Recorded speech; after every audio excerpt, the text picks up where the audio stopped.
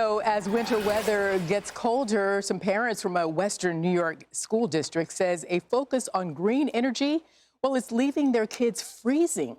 So back in July, the Lakeshore Central School District unveiled 20 new electric buses made possible through an almost $8 million grant from then President Biden's EPA. But, you know, parents are saying that a lot of problems are caused by these electric buses, especially during the wintertime. So one father telling a local news outlet, quote, the heaters on the bus run off the same electricity as the bus itself. And they were told that it drains the battery capacity of the bus itself. Now, another father's father says a bus broke down en route and his son had to stand outside in the freezing cold as a result. He says, quote, they deployed a substitute bus and the bus was more than 30 minutes late. So my son stood outside for over 35 minutes waiting for a bus that wasn't coming. Now, one grandmother saying, quote, my grandson came home from school last week when it was 23 degrees. He said they didn't have heat.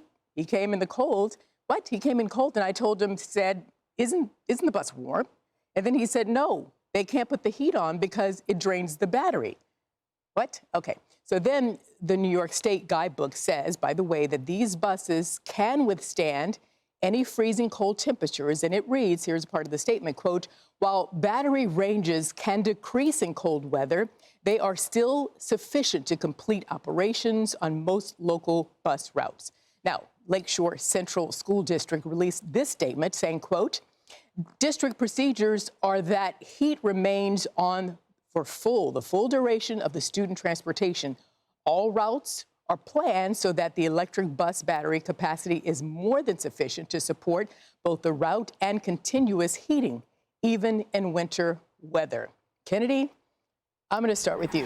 Does that statement sound like hot air? Yes, absolutely. You know what I'm saying? And I'm sure, you know, in best case scenarios, under moderate weather and circumstances, that is probably true. But unfortunately, these bus drivers are the ones who are bearing the brunt of this because they're the ones that have to choose. So they have to strategize. Either I get to where I'm going with a bus full of vulnerable kids and they're cold, or I risk, you know, that they're uncomfortable and we get there, or I make them incredibly uncomfortable and guarantee we get there. So it's an either or for them. And so what ends up happening is they don't want to be stalled on the side of the road waiting for 30 minutes and, you know, complete freezing temperatures. So they have to bet on getting the kids to the destination, which means in these cases where there is extreme cold in certain parts of New York, that the kids have no heat. And that's what happens when you have these forced mandates, when these infrastructures and systems weren't quite ready for an all-electric fleet. Right. The timeline was so unnecessarily compressed, and the kids are the ones who are paying the price. Yeah, and Kaylee, as a new mom, I know your baby's too tiny to go into a bus at this point. But, I mean, what do you think about this? Should they change the rules here? Well, to Kennedy's point, it's a legitimate safety concern. If your child is going to be freezing cold on the bus for, you know, sometimes the bus routes are as long as 30 minutes, sometimes an hour, depending on where the student lives, that's a legitimate problem. And anyone who's driven an electric vehicle in a state where there are cold winters knows that this is a legitimate problem. My parents have a Jeep that's a hybrid, and the battery does not last as long during the winter months. This is just a fact. And, you know, this school that unveiled the 20 new electric buses, this was a part of the Biden EPA program. This was a part of the $5 billion that was earmarked in the Inflation Reduction Act to dole out these electric buses across the nation. They are 20 of the 60 buses that were created with those funds. So for those keeping track at home, that's $83 million per electric bus. And clearly, they're not even doing the job that they were meant to do. They're unreliable, they're unsafe, and parents should be demanding more from their state leaders and officials who have forced these on these children. And in fact, they are. And Carly, do you think that it's kind of the cart before the horse? I mean, you have to have the infrastructure in place before you demand all electric cars. Without question. And that's one of the huge problems. And I'm thinking back to the moment where Kamala Harris talked about who doesn't love a yellow school bus. She made that comment while talking about the millions of dollars, billions of dollars in federal funding that the Biden administration was allocating towards this bus program that we now see is an epic disaster and catastrophic misuse of taxpayer dollars.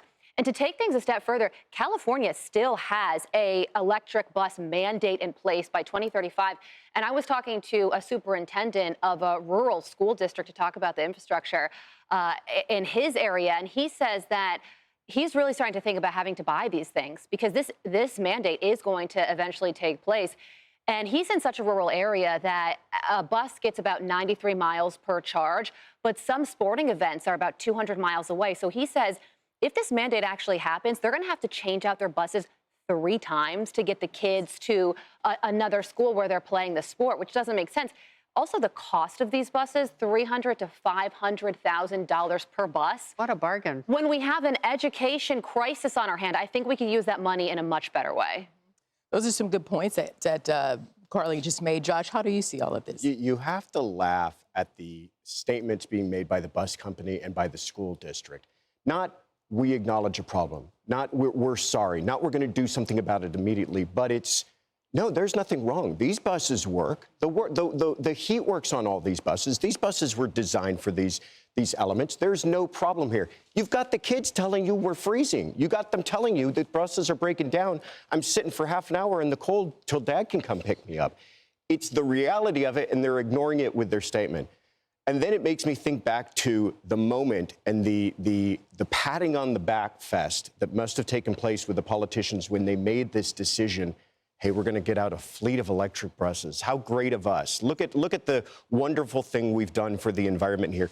And nobody looked into any of this, the problems of what happens when winter comes. It's just, if it wasn't sad, you'd have to laugh at it more. Well, I'm a hybrid girl, in fact, actually, but we have to go to commercial break. I saw you raise your hand, but we don't have time. Got to move on. Keep it moving. Here we go. Click here to subscribe to the Fox News YouTube page to catch our hottest interviews and most compelling analysis. You won't get it anywhere else.